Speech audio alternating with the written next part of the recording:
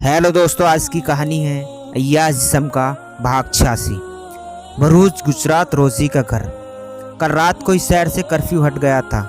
2 हफ्ते से चल रहे धार्मिक उन्माद और हिंसा में कई लोगों की जानें चली गई थी, जिसमें औरतें और बच्चे भी थे। 3 गिरजाघर को पूरी तरह से नष्ट कर दिए थे। मिशनरी हॉस्पिटल और स्कूलों में भारी मात्रा में तोड़फोड़ हुई थी। सैकड़ों दुकानों को आग के हवाले कर दिया गया था। हजारों लोग घायल हुए थे। अभी भी शहर में तनाव था। धारा 144 पूरे शहर में लागू थी। इस प्रकार की घटना आज से 10 साल पहले भी हुई थी। उस वक्त भी जान माल की काफ़ी सराहती हुई थी, पर इस बार कुछ ज़्यादा हुआ था। रोजी, उसका पति और दोनों बच्चों के साथ अपने घर के हॉल में बैठे हुए थे। रोजी कहती है, जॉर्ज, मैं सोच रही थी कि हम मुंबई शिफ्ट हो जाते हैं। वहाँ तुम कोई जॉब ढूंढ लेना। पर रंजीत भी है, वो हमारी कोई ना कोई मदद ज़रूर करेगा। वहाँ सेटल होने के बाद 1-2 साल बाद आकर अपने मकान और ज़मीन को बेच देंगे।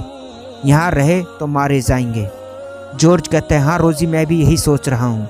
मुंबई हमारे लिए सेफ रहेगा और अपने बच्चों के फ्यूचर के लिए भी अच्छा रहेगा। तुम रंजीत को कॉल करो, अपने पिता की तहरीर में आने की खबर कर दो।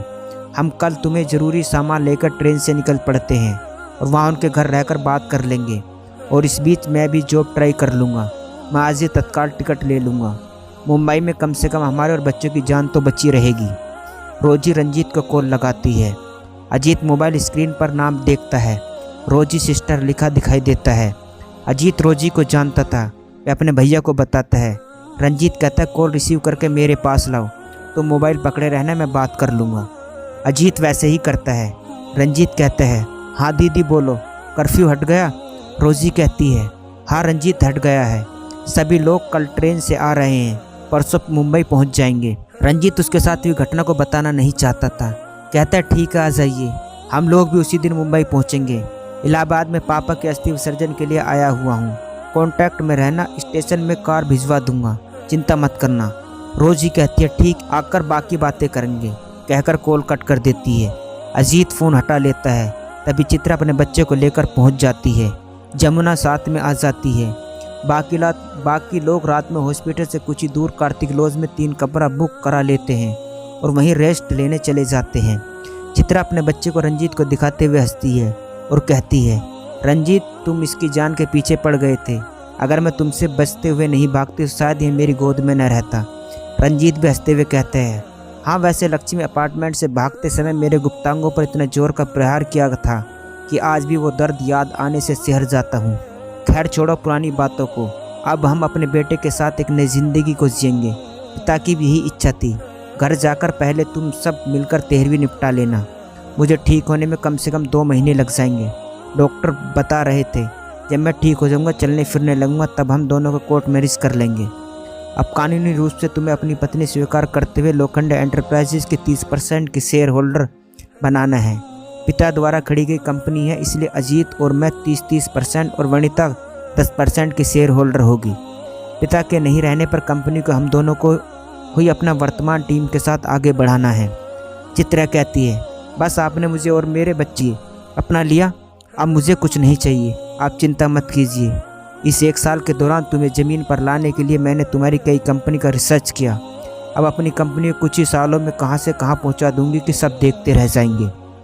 रंजीत कहता है, तुम्हें तो मालूम होगा कि वनिता पेट से है। सबसे पहले 13वीं के बाद इन दोनों के किसी मंदिर में शादी करवाना होगी। यह मजबूरी है। वैसे हिंदी रिवाज में पिता की मृत्यु के 1 साल तक कोई शुभ कार्य नहीं करना चाहिए। 1 साल बाद सभी रिश्तेदारों मेहमानों को इनवाइट करके दोनों जोड़ियों के लिए एक कॉमन रिसेप्शन किसी अच्छे होटल में रखेंगे।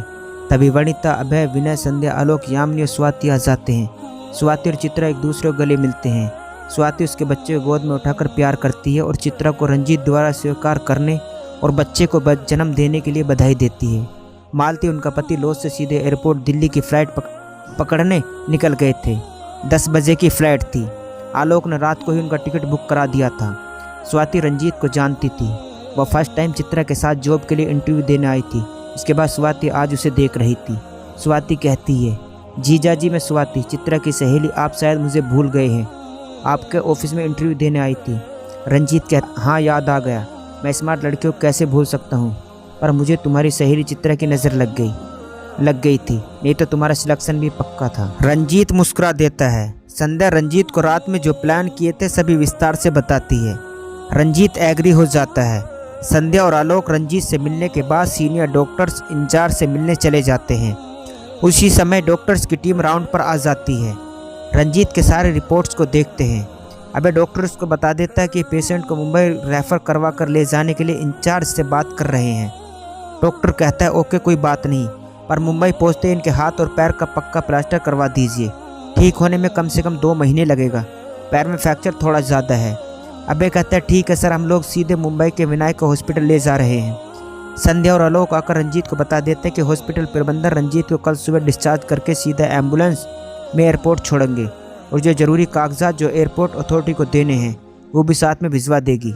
और आज शाम को डॉक्टर्स पूरे डॉक्यूमेंट्स को तैयार करके रख लेंगे और कल सुबह संध्या को हैंड ओवर कर देंगे। हॉस्पिटल में मैनेज हो जाने के बाद आलोक लॉज में जाकर आराम से कल सुबह की फ़्लाइट टिकट बुक कराने में लग जाता है। शाम को 4 बजे चित्रा को डॉक्टर्स मैडम डिस्चार्ज लिखकर दे देते हैं। चित्रा, वनिता और जमुना प्रसूति विभाग को छोड़कर रंजीत के पास आ जाते हैं। थोड़ी देर बाद अजीत और विनय के अलावा सभी लॉज में आ जाते हैं। रंजीत के पास अजीत और विनय रुक जाते हैं। कल सभी को देहरादून से मुंबई निकलना था। स्वाति भी 13वीं तक इनके साथ रहेगी। क्या होगा आगे जानने के लिए कहानी का अगला भाग जरूर देखें। दोस्तों ये था याज़ जिस्म का भाग 86। दोस्तों कहानी अच्छी लगी हो तो चैनल को सब्सक्राइब करना न भूलें।